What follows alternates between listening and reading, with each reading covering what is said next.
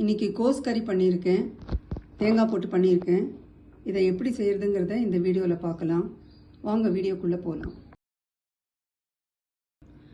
Hi friends, welcome to Suhi's kitchen. கோஸ் கறி செய்யறதுக்கு 1/2 கிலோ கோஸ் பொடியாக நறுக்கி வச்சுருக்கேன்.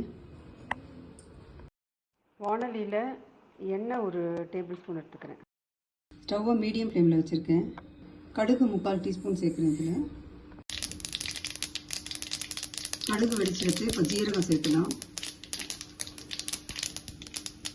உளுத்தம்பருப்பு 1 டீஸ்பூன், கடலைப்பருப்பு 1 டீஸ்பூன், ஜீரகம் 1/2 டீஸ்பூன் தான் சேர்த்தேன். ரொம்ப ஜாஸ்தியான கசப்பாயிடும். பருப்பெல்லாம் பொன்னிறமாக ஆற வரைக்கும் கொஞ்சம் இதை வறுத்து விட்டுக்கலாம். பருப்பு பொன்னிறமாக ஆகிடுத்து. இப்போ பச்சை மிளகாய் 4 நடுவில் கீறி போட்டிருக்கேன்.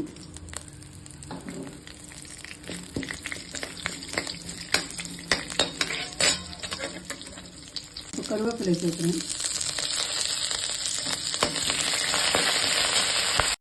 இப்போ கட் பண்ணி வச்சுருக்கிற இந்த கோஸை இதில் சேர்த்து லைட்டாக திருப்பி விடணும்.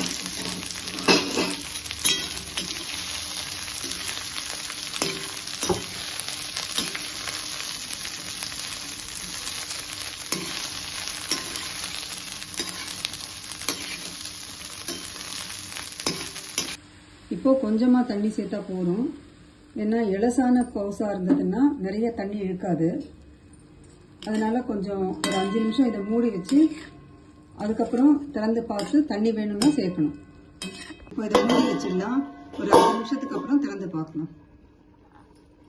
அடுப்பு சிம்லேயே தான் இருக்கு. இதில் தண்ணி இருக்கு. தண்ணி இல்லைன்னா கொஞ்சம் சேர்க்கணும் நீங்கள். இப்போ இதுக்கு தேவையான அளவு உப்பு சேர்க்குறேன். ஒரு 1/2 டீஸ்பூன் உப்பு சேர்க்குறேன். மஞ்சள் தூள் ஒரு 1/4 டீஸ்பூன் சேர்க்குறேன். இப்போ நல்லா கலந்து விட்டுட்டு திருப்பி மூடி வைக்கணும். கோஸ் கறி செய்யும்போது பாதி வெந்தப்புறம் தான் நம்ம உப்பு சேர்க்கணும். ஏன்னா இலசான கோஸாக இருந்ததுன்னா ரொம்ப கம்மியாகிடும், குறைஞ்சி போயிடும். முதல்ல உப்பு போட்டுட்டா உப்பு அதிகமாகிடும். அதனால பார்த்துட்டு தான் நம்ம உப்பு போடணும். கோஸ் கொஞ்சம் 3/4 பதம் தான் வெந்திருக்கு. இன்னும் கொஞ்சம் ஒரு 5 நிமிஷம் மூடி வைக்கலாம்.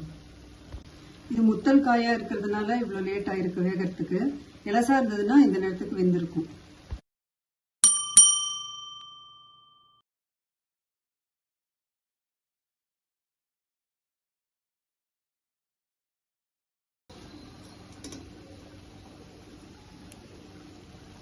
நல்லா சாஃப்டாக வெந்திருக்கு.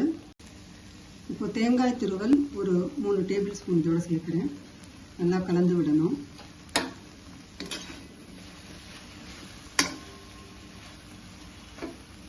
ஒரு 2 நிமிஷம் ஸ்டவ்வில் இருந்தால் போதும். ஸ்டவ் ஆஃப் பண்ணிடலாம். அப்புறம் 2 நிமிஷம் ஆகிடுது. இப்போ ஸ்டவ் ஆஃப் பண்ணிடலாம். கோஸ் கறி ரெடி ஆகிடுது. இப்போ கோஸ் கறி நல்லா டேஸ்ட்டாக வந்திருக்கு. நீங்களும் இதை ட்ரை பண்ணி பாருங்கள். உங்களுக்கு இந்த வீடியோ பிடிச்சிருந்ததுன்னா லைக் பண்ணுங்கள், எல்லாருக்கும் ஷேர் பண்ணுங்கள், உங்கள் கமெண்ட்ஸ் அனுப்புங்க, சேனலை சப்ஸ்கிரைப் பண்ணுங்கள்.